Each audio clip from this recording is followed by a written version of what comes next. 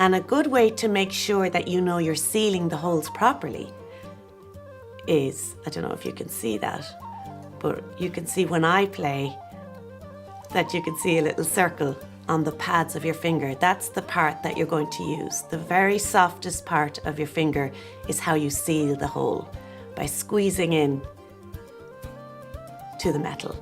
We're going to blow into the whistle, not too hard with the blow. We're going to blow quite softly, but it must be consistent and steady, like this.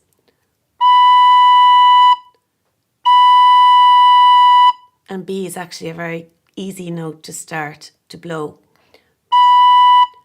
If you blow too hardly, it will sound. If you put too much pressure on it. If you blow too soft, the whistle will sound kind of fuzzy.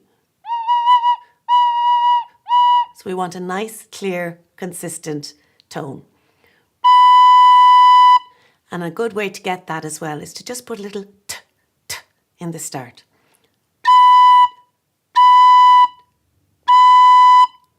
You might notice it's a little bit harder to blow on the E and the D. So just try and keep the amount of air you're using nice and consistent and not to shake. You don't need to use too much breath to use the whistle, something that makes it, I think, easy for a lot of people to play.